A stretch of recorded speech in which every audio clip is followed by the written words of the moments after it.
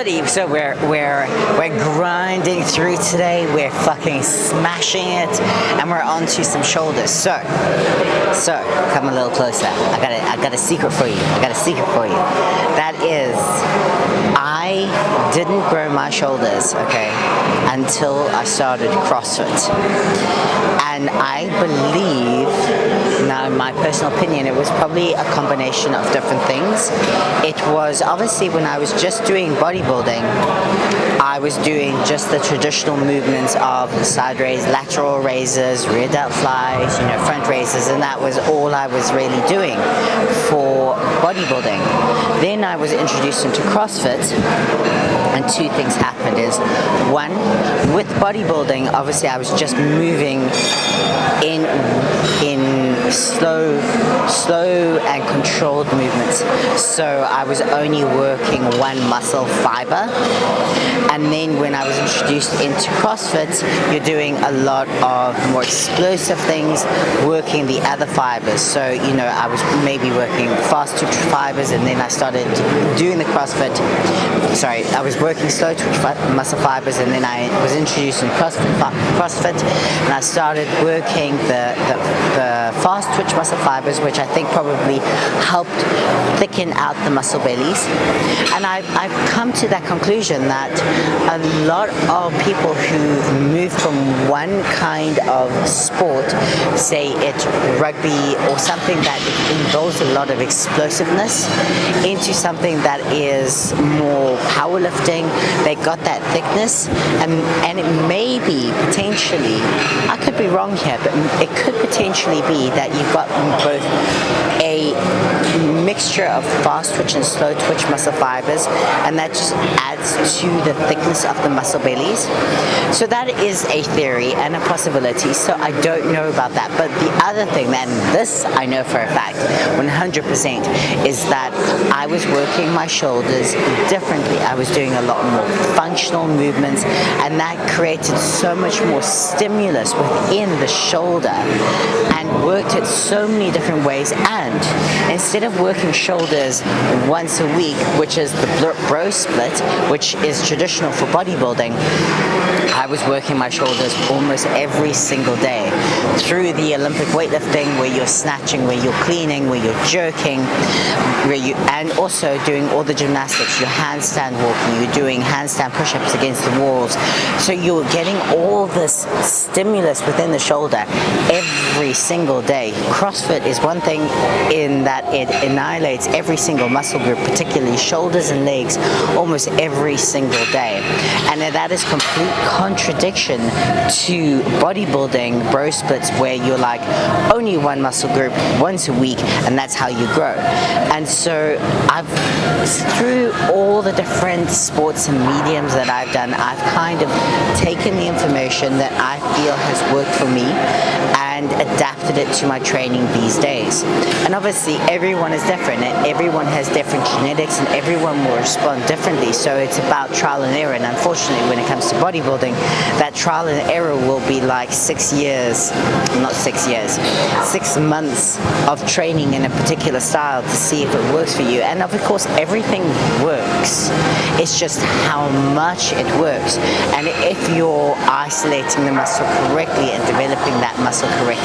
So that is my gift to you, is that training your shoulders more than once a week is not a bad thing, as long as you are actually training your shoulders and directly activating the muscle fibers within your shoulders, and mixing things up, doing some explosive movements, so some powerful movements, maybe higher volume, 15, 20, 30 reps, and doing some more strength activation works like I do with the strict press, where I'm never going past 5 rep range.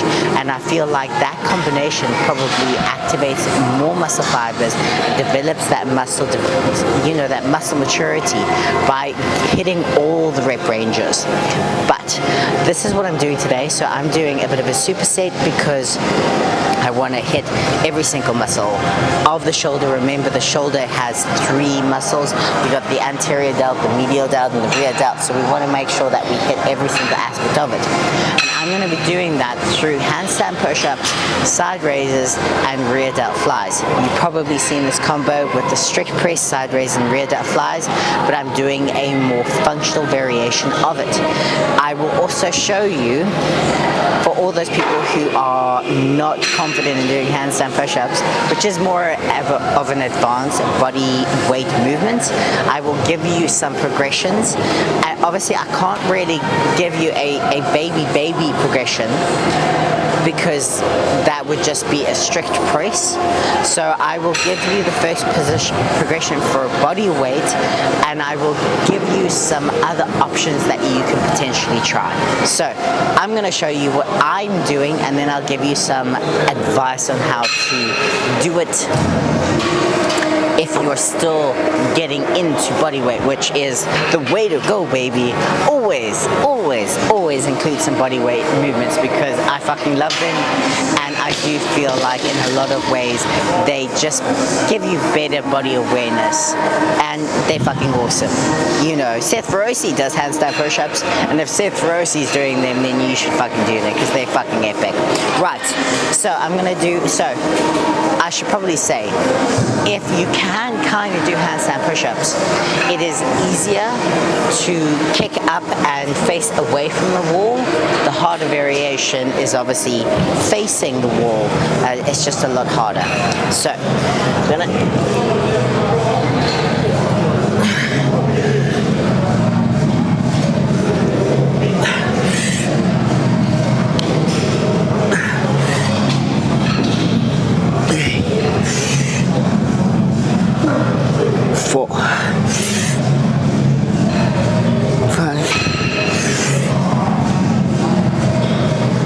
Six,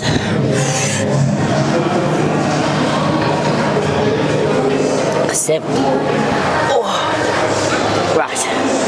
Oof. Right. So we're going to move straight into, I'm going to move this camera up so you can see me a bit better. I'll probably be nice and red in the face. Come a little closer so we can finish this off together. Sweet. Okay. So, you know me, keep it nice and tight, controlled, chest out, nice and controlled. This is quite a lightweight for me, but after the handstand push-ups, I can't go heavy without cheating. And I don't want to cheat.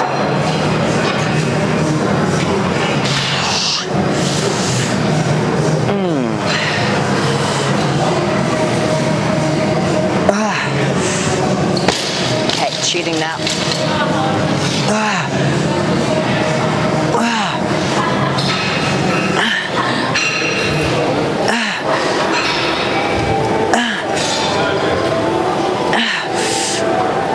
Okay, rear delts.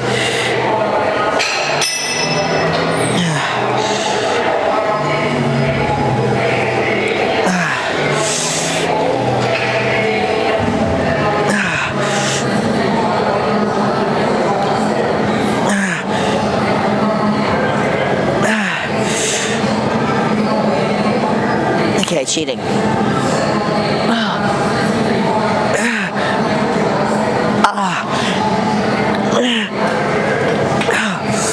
Ow. Right, so that is the combo.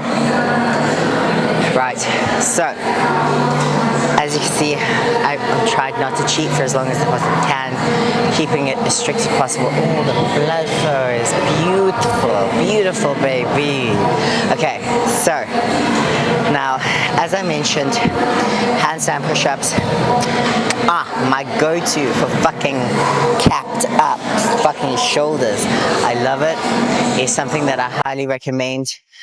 And if you cannot do handstand push-ups, obviously you can do strict press. Obviously strict press it's a very similar movement pattern with a bar. Or you can do isolation. Actually, I would suggest doing dumbbell strict press, because then you can isolate left and right, making sure that you activate each shoulder independently, and one isn't compensating for the other. So that would be my recommendation, would be a strict press with dumbbells. And then you can do it seated, you could do it standing.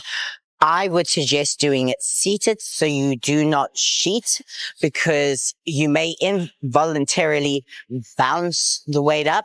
You don't want to do that. You want to keep it as strict and as controlled as possible.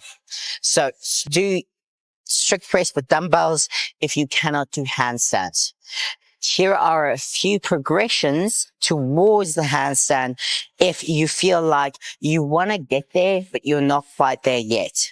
So progression number 1, obviously, if you can do dumbbell press with 50% of your weight in either arm or thereabouts. So no, even less.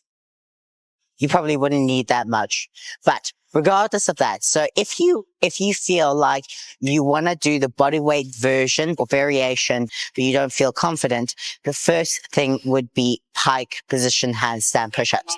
And you can progress this and get stronger in that position. So first position would be an incline pike position. Okay. So you want to make sure that your bum is nice and high, you're kicked out. Okay. And you're pushing through your shoulders. So you don't want to do a normal push-up, okay? You want to get into a pike position, okay? And you're going to stick your head through your shoulder blades at the top to make sure that you activate your shoulders, okay? This is quite an easy progression. I say easy, but in terms of progressions, even if you're just starting out, you might actually be able to do this progression. So give it a try. Because I think mentally just being able to do this is like a tick. You're like, yeah, fuck, I can do this position and I can start strengthening my shoulders and getting closer to that handstand push-up. So obviously get into that pike position, keep your core nice and tight, and you're going to press. Keep your head through to make sure you are in fact using your shoulders. And you can obviously use a lower box or a higher box depending on your confidence and your strength level. And you want to progress towards the floor. So if you feel like you can do 10 reps in that where you can push your head through and you're pushing through your shoulders, you can move progressively lower and lower using smaller surfaces to the point where you can do a pike position handstand push-up on the floor. Okay? And again, same position. You want to stick your bum out. You want to keep your core tight and you want to keep your head through your shoulder blades. And you're going to do 5 to 10.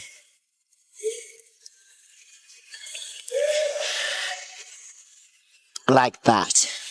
When you can do 4 sets of 10 reps, you can now start to work the opposite way up. So you can now start to put your feet on an elevated surface. Okay. And that's how you're going to progressively make it harder and harder. So we can then put your feet on an elevated surface again, kick your bum into the air. And this is probably the hardest pike position version.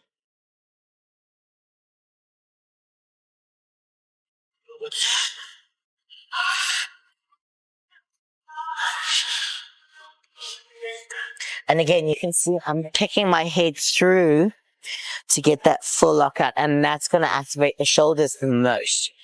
Once you can do that pike position, you can start to then work towards doing it against the wall.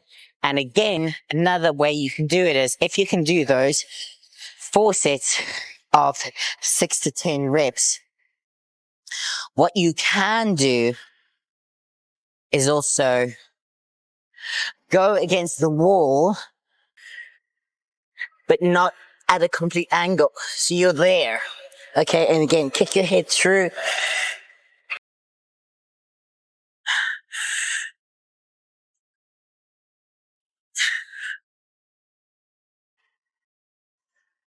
Oh, so that's getting progressively harder and harder, getting your feet higher and higher into that handstand position. So those would be the progressions that I would suggest. I did go through them quite quickly. So if you have any questions, if you want me to focus on one element in particular, if that all made sense, comment below. Let me know what you think. Let me know any questions that you have. But I'm going to do another 3 sets of that superset of handstand push-up straight into side raises, straight into rear delt flies. And as I say, no matter where you are, there is a level that you can start at. Don't be scared of body weight exercises. I encourage them because they don't just work a one specific muscle. It is a full body workout. Every single element that you do, you're working your entire core, posterior chain.